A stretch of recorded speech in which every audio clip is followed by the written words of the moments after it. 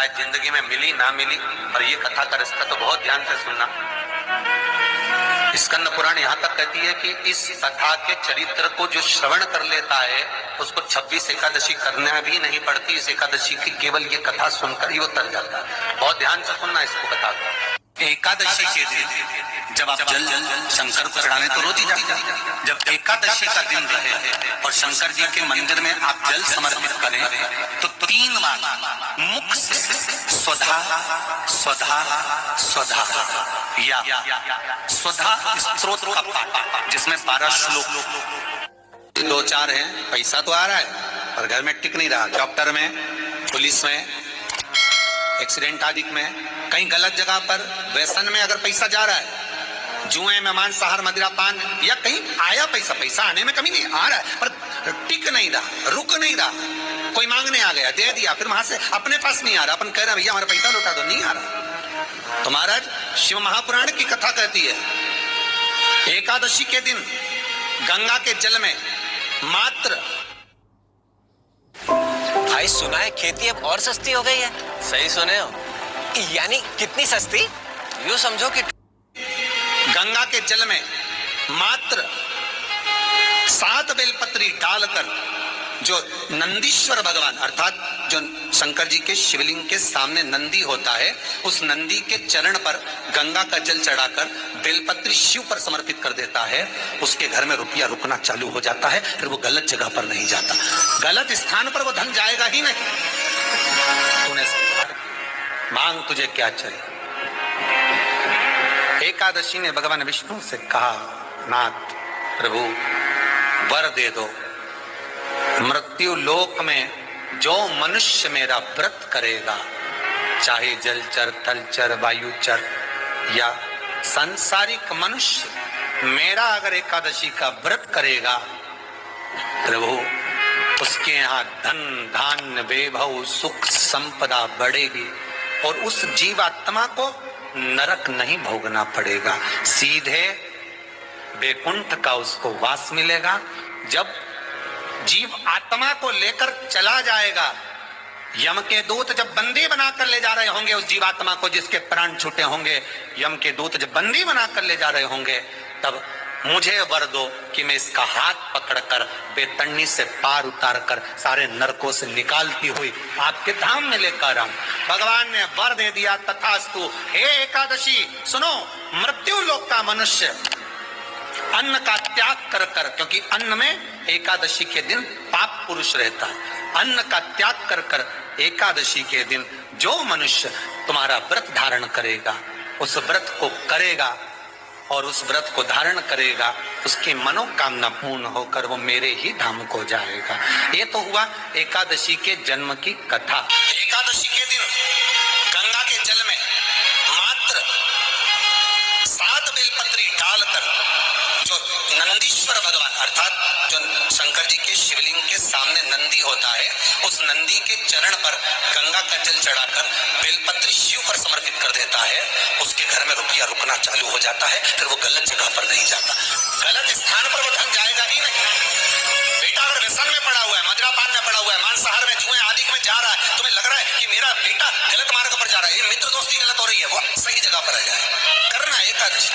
कई लोग इसको धन के लिए भी करते हैं, संपदा के लिए। संपदा के लिए अर्थात जिसका व्यापार नहीं चलता, जिसके घर में पैसा नहीं आता, या नौकरी नहीं लग रही, या सर्विस नहीं लग रही, आप अप्लाई कर रहे हो, जगह जगह जाकर इंटरव्यू भी दे रहे हो और पैसा नहीं आता, तो उसके लिए भी प्रयास किया जाता है। पर उसके लिए यहाँ पर जो धन के लिए करते हैं, उसके लिए विष्णुपदी के लिए करते हैं। मतलब जैसे गंगा के जल में तुलसी के 11 पत्ते डाले जाते हैं और उसको किसी भी नारायण के मंदिर में रामकृष्ण शिव शंकर नहीं, रामकृष्ण भगवान विष्णु दत्त आदि जितने नारायण के मंदिर है, उस मंदिर में किसी भी पात्र में, एक छोटे से पात्र में उसको भरकर रखी जाते हैं महाराज। उससे भी जॉब सर्विस नौकरी में सफलता प्राप्त हो जाती है, परंतु वो भी एकादशी को ही होता है। कुछ देर तक पात्र को रखा जाता है, फिर वही पात्र का जल किसी भी वृक्ष के नीचे डाल दिया जाता है, उससे भी नौकरी के लिए फायदा होता है।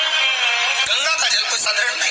दशमी, एकादशी और द्वादशी, इन 3 तिथियों पर एक रोटी में थोड़ा सा मीठा रखकर सोमक पितृ का नाम लेकर यदि गाय को खिला दिया जाता है, तो अगर कोई पूर्वज प्रेत योनि में भी पड़ा हुआ होता है, भटक रहा पिंड नहीं मिला, जो अचानक मर गया होता है, अधोगति में चले गया होता है, उस जीव की मुक्ति दशमी, एकादशी और द्वादशी 3 दिन सोमा पितृ का नाम लेकर रोटी में, पूरी में मीठा रख कर गाय को खिला दिया जाता है। ये 3 दिन तक तो वो पितृ कभी भटकते नहीं है, उनको मुक्ति प्राप्त हो जाती है मोक्ष में। नहीं, एकादशी है कौन? क्यों इसकी इतनी प्रधानता है? क्यों इसकी पुण्यता है? ऐसा क्या है एकादशी में जो इसकी पुण्यता मानी जाए? कौन है ये जो भगवान नारायण तक एकादशी का व्रत करते हैं? सुभद्रा जी को भगवान जगन्नाथ ने, जगदीश ने एकादशी का व्रत कराया था। बद्री नारायण भगवान को माता लक्ष्मी ने एकादशी का व्रत कराया था। क्यों? चंद्रायण एकादशी व्रत की माता। एकादशी है कौन? तो कहा जिसको व्रत करने पर भगवान नारायण भी जिसका व्रत करते हो, भगवान माता लक्ष्मी जिसका व्रत करती हो, वो एकादशी है कौन? तो शास्त्र वर्णन करता है महाराज, स्कंद पुराण का सुंदर चातुर्मास्य खंड के अंतर्गत वर्णन आया है महाराज। एक बार भगवान विष्णु आनंद में विराजमान थे, पद्मावती और माता लक्ष्मी दोनों उनके पास में विराजी हुई थी। भगवान लक्ष्मी और पद्मावती दोनों बैठी हैं, एक सिर के पास, एक चरण के पास। कुछ समय बाद वहीं पर ब्रह्मदेव का आगमन हुआ और ब्रह्मा जी आगमन पाकर भगवान नारायण पद्मावती से लगकर उठे और उठकर लक्ष्मी की ओर झुके। झुकने पर इन तीनों के समागम से भगवान नारायण के हृदय चित्त से एक कन्या प्रकट हो गई। उस कन्या का नाम एका था। क्या नाम था? एका।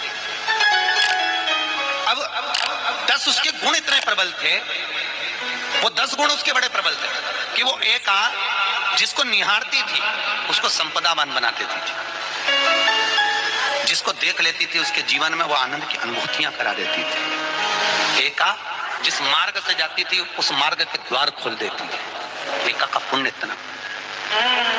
इतना पुण्य प्रखर। पद्मावती और लक्ष्मी ने कहा महाराज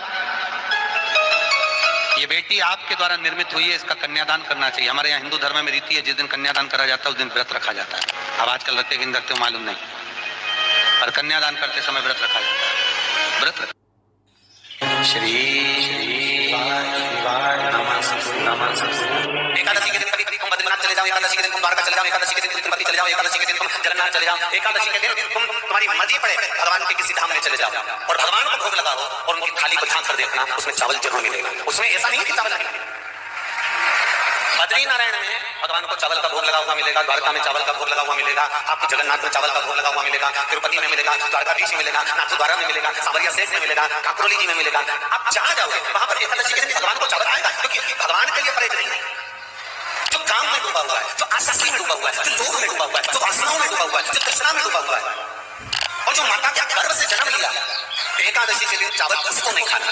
एकादशी और द्वादशी के दिन हमारे हिंदू धर्म, हमारा शास्त्र कहता है, हमारे शास्त्र, हमारे वेद डॉक्टर वर्णन करते हैं कि पीपल के पत्ते को अगर एकादशी और द्वादशी के दिन एक तांबे के पात्र में गला कर रख दिया जाए और उस पानी का आचमन 3 बार करा जाए तो जिसकी नाड़ियां चोक भी हो जाती है, डॉक्टर को ने इसका बाईपास करना पड़ेगा, उसको केवल 3 आचमन पानी एकादशी और द्वादशी को पीपल के पत्ते का कराया जाए तो अंदर की नाड़ियां भी खुल जाती हैं। भगवान का एक नाम है अघोर। ब्रह्मा जी को दर्शन दिया, अघोर मतलब सिद्ध नाम। और बहुत ध्यान से सुनना भाई, बहुत प्रयास कर लिया आपने, कामना सिद्ध नहीं हो रही।